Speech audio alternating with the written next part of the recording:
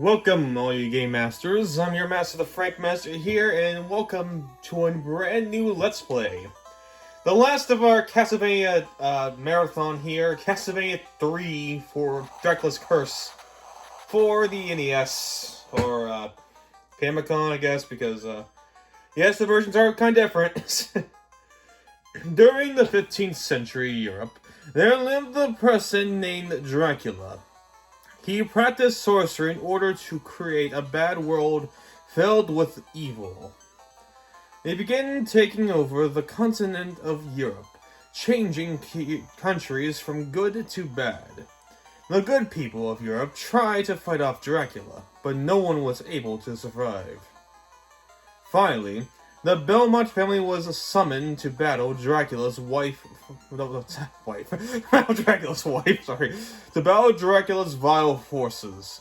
The Belmont family has a long history of fighting evil. The townspeople became afraid of the Belmont's superhuman power and asked them to leave the country. Fortunately, the people found a mighty Belmont called Trevor.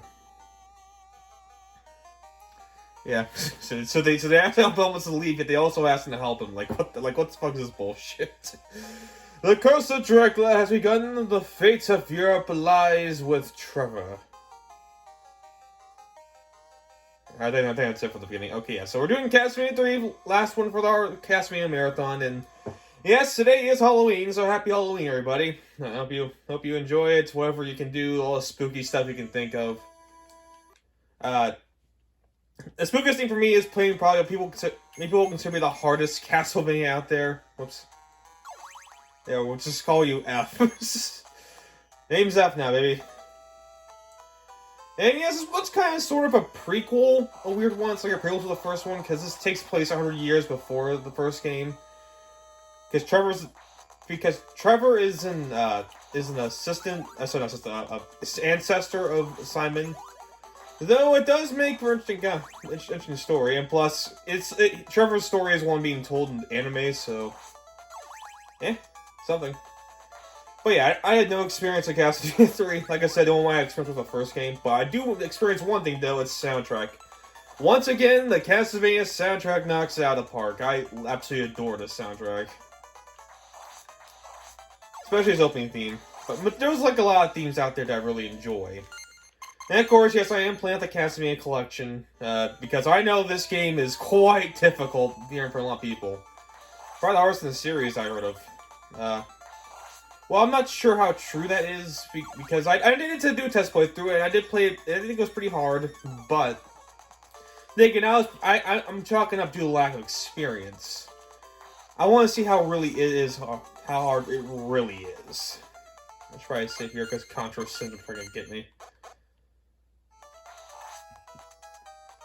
But outside of that, no, Trevor controls just the same as Simon does.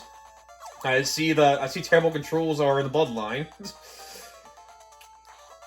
and also knockbacks in the bloodline. Okay, and as for this one, like I said, 100%, we're gonna show off all the things we can. Not necessarily level, because most of them, because later on are gonna be like levels where you gotta like choose different paths. But as far as I'm aware, they don't really change a whole lot, so there's really no point in showing them off. Especially since it's not required for 100%. What is getting all the characters, which that's gonna be interesting. But hey, I think I can pull it off. Because there are gonna be multiple characters in this game, but we're not gonna exceed them until a little bit later from now. So just hold on your horses in that one, just for quite a good second here. Look at my holy water. I didn't even realize I got my holy water back. Yes, my good old holy water. That I'm not going to use for some reason, because I'm cool like that, I guess. I do know this much. Level 1's not too challenging, you know, it's a nice ease into the game system. Not even at the castle yet, so that's it. And I wouldn't say it's a first, because we weren't even the castle in the second game either, so where's my mole meat? Where's the meat we needed?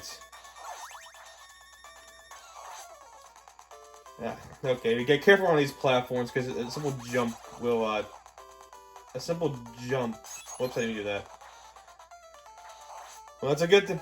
Yeah, because this game is kind of a return to form, because the second game got a little crazy there, and people didn't like it. I understand why, because it's a completely radical change compared to the first game. But, I mean, I didn't think it was bad. I didn't think this game was terrible. I played worse. Believe me, I played worse. But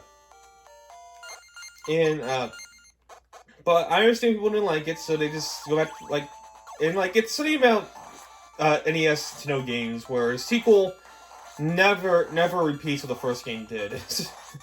And only the third game does that. I don't know what they axe. I'm happy with my holy water, thanks. That's right, fall off, you numbnuts. Hey, no longer town people. Hearts no longer currency anymore. Ooh, but the flashing's back. That's nice. Sub-weapons are now found in candles instead of buying them.